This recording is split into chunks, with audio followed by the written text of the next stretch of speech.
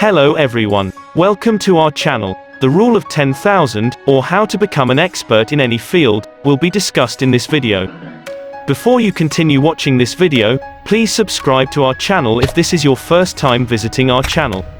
Otherwise, feel free to continue watching the video. Now, without any further ado, let's get started with the video for today. The 10,000 Hours Rule. The best-selling book, Outliers by Malcolm Gladwell, is mainly responsible for popularizing the 10,000-hour rule.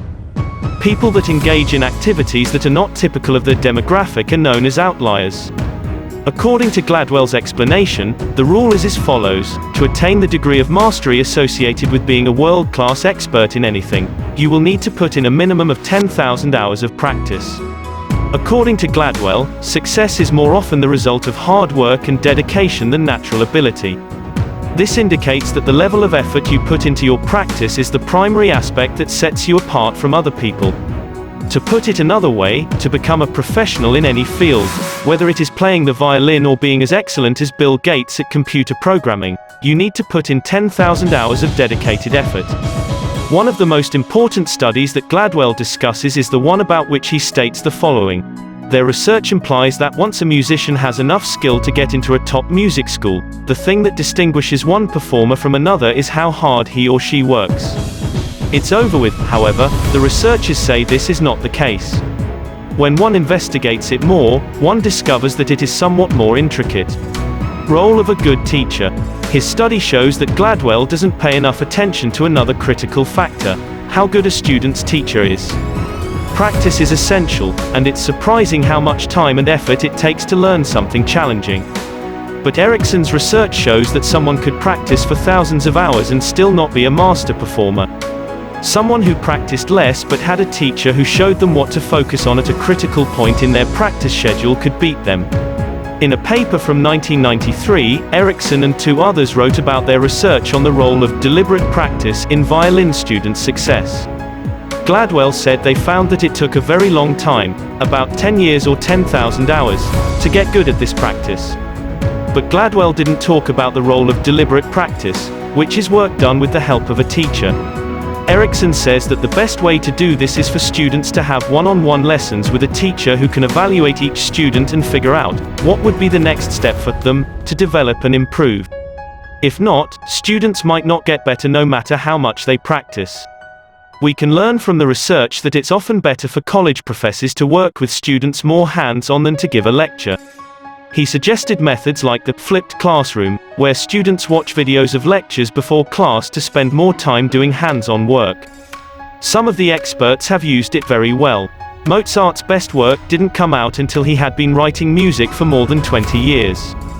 Bill Joy, born on November 8, 1954, started Sun Microsystems.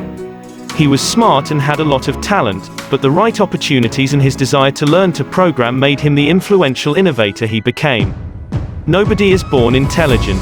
One must learn the art to work and become competent as a result. It is also applicable to those who wish to become specialists in the field we have chosen to work in. The following is a rundown of the essential qualities that one must possess to qualify as an expert. Significant amounts of effort and practice accumulated over several years. Think 10,000 hours. Consistently challenging oneself to do things beyond one's comfort zone. Taking part in training possibilities that have been developed by a specialist and are intended to hone in on and improve particular abilities. Obtaining comments on your work to identify areas of weakness and spots where improvements might be made. It is not just enough to execute the same task repeatedly, one must be open to learning how to get better. Some of the other authors also agree with the 10,000 hours rule. The book Bounce by Matthew Syed. Syed agrees with Gladwell that many hours of consistent practice are crucial to success. In addition to hours, he believes that the procedure itself must be purposeful, with high standards and constructive feedback. Daniel Coyle wrote The Talent Code. Daniel endorses this criterion and explains that 10,000 hours of intensive practice are necessary to achieve world-class performance. Talent is overrated by Jeff Colvin.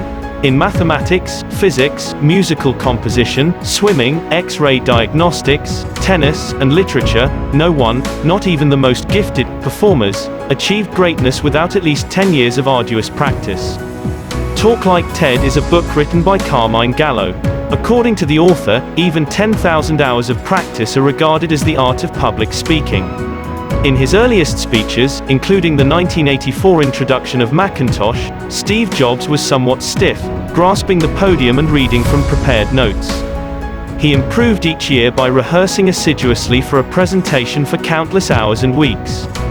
Jobs was eventually regarded as one of the most captivating business leaders globally. Many people fail to appreciate that Jobs worked hard to make it appear effortless. In conclusion, according to my interpretation of the 10,000-hour rule, it is not an innate talent that makes us experts, but practice, practice, and more. Also, more important than how much we practice is how we practice. We appreciate your watching. I hope you enjoyed the video. If you did, please click the like button.